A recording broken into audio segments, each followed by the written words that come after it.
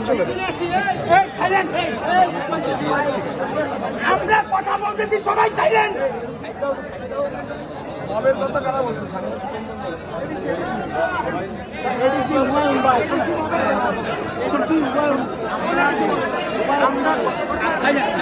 আমরা গত 4 দিন ধরে গত 4 দিন ধরে কিন্তু কোনো মব, কোনো ভাঙচুর, কোনো অপ্রীতিকর ঘটনা কিন্তু ঘটে না। আজও কোনো অপ্রীতিকর ঘটনা ঘটবে না, সেই নিশ্চয়তা দিচ্ছে আমরা। আমরা চাই খুলনার আইন শৃঙ্খলা পরিস্থিতি দিনকে দিন যেভাবে অবনতি হচ্ছে এবং আমরা যে গত 4 দিন ধরে আন্দোলনের মধ্যে আছি, আমরা যে বারবার আলটিমেটাম দিচ্ছি, স্বরাষ্ট্র উপদেষ্টা এখন আমাদের আইজিপি এখন আমাদের খবর নেই। আমরা চাই খুলনার কেউ দায়িত্বশীল কেউ আমাদের খবর নেই। একজনের পরামর্শ ডিসি থেকে শুরু করে সবাই চলে, যার অফিসে সবচেয়ে বেশি অভিযোগ আছে প্রমাণ চলে।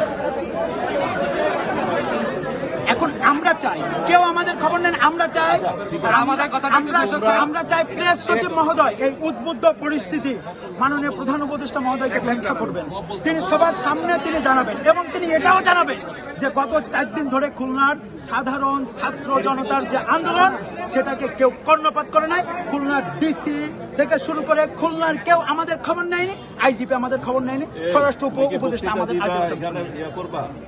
আমরা যেটা চাই আমরা সেটা আমাদের বক্তব্যটা পেশ করতেছি স্যার। আমরা যেটা চাই আমরা সেটা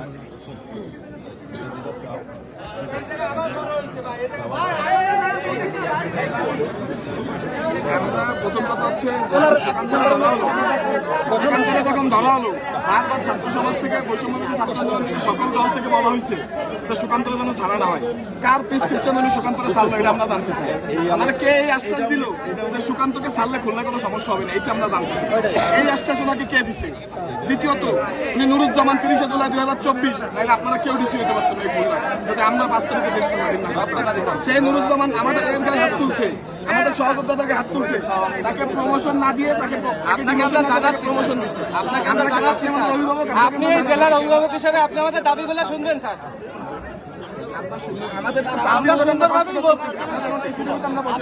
আমাদের বৃষ্টিতে ভিজে গোসল না করে এখানে আসছি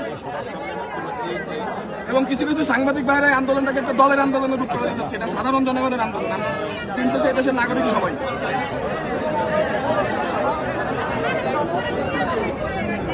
কোনো সমস্যা না, কালকে পর্যন্ত আমাকে ব্ল্যাকমেল করা হয়েছে। আমরা শাসকের কাছে যেতে চাই, আমরা বিগত 4 দিন ধরে আন্দোলন করছি।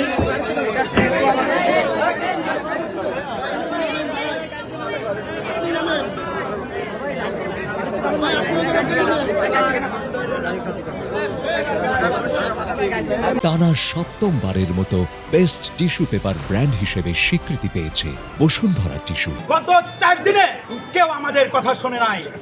গত 4 দিনে আমরা যে রাজপথে ছিলাম, আপনারাই এই সাংবাদিক বিরুদ্ধে আপনারাই নিউজ করেছেন, জাতীয় মিডিয়ায় এসেছে, সেগুলো কি স্বরাষ্ট্র উপদেষ্টার দৃষ্টিগোচর হয় নাই?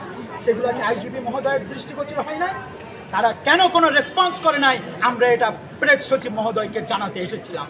আমরা জানাতে এসেছিলাম দেশটা কিভাবে চলছে, যাদেরকে খুলনার জেলা প্রশাসকের দায়িত্বে বসানো হয়েছে, যাদেরকে বড় বড় জায়গায় বসানো হয়েছে, তারা কি শুধু দায় সারা কাজ করছে? তাদেরকে আমাদের প্রতি কোনো দায়বদ্ধতা নাই। আমরা এগুলোই জানাতে এসেছিলাম। আমরা প্রেস সচিব মহোদয়কে বলেছি, আপনার কাছে আমাদের বিনীত অনুরোধ, আপনি প্রধান উপদেষ্টা মহোদয়কে অবগত করুন, খুলনার মানুষ আজ নিরাপত্তাহীনতায় ভুগছে।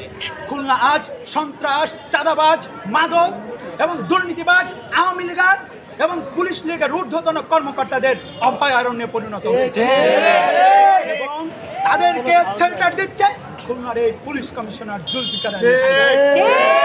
আরো কয়েকজন বড় বড় কর্তা রয়েছেন। আমরা প্রেস সচিব মহোদয়কে পার্সোনালি সেটা জানাতে চেয়েছি। তিনি যদি ব্যবস্থা নেন, আমরা তাহলে আর সেগুলো মিডিয়ায় আনতে চাই না। আমরা শান্তিপূর্ণ একটা অবস্থান চাই। আমরা প্রেস সচিব মহোদয়কে বলেছি, আজ আমাদের দেওয়ালে পিঠ থেকে গেছে, এই জন্য আমরা এখানে এসেছি। আমাদের সিদ্ধান্ত হচ্ছে, প্রেস সচিব মহোদয় আমাদের আশ্বস্ত করেছেন, তিনি আগামীকালকের মধ্যে তিনি এগুলো প্রধান উপদেষ্টাকে জানাবেন এবং তিনি আগামীকালকের মধ্যে আমাদের একটা রেজাল্ট দিবেন। বাট আমাদের বক্তব্য হচ্ছে, কেএমপি কমিশনারের পদত্যাগ নিশ্চিত না করে আমরা ঘরে ফিরে যাব না। আমরা বলেছি, এই আন্দোলনে কোনো 2-4 জন নেতৃত্ব দিচ্ছে না, এই আন্দোলনে খুলনার মিনিমাম 200 জন নেতৃত্ব দিচ্ছে। আপনি ঘরে ফিরে গেলেও আন্দোলন থেমে যাবে না, আমরা সেটা প্রেস সচিব মহোদয়কে জানিয়েছি। আমাদের সিদ্ধান্ত, আমাদের দাবি একটাই, তাকে এখান থেকে সরিয়ে দিতে হবে। আমাদের নিরাপত্তা কে দিবে?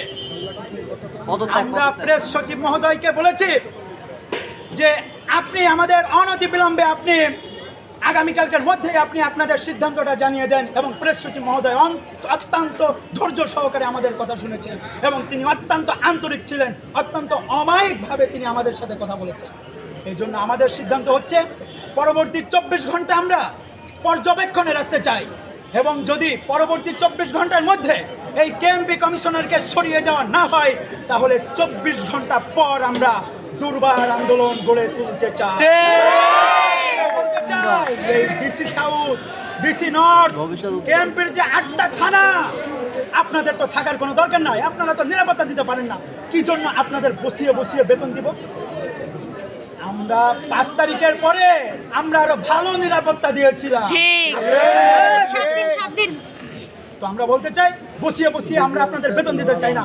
আমাদের এই কষ্টে অর্জিত টাকা দিয়ে আপনাদের বসে বসে আপনারা বেতন নেবেন, এটা আমরা হতে দিতে চাই না।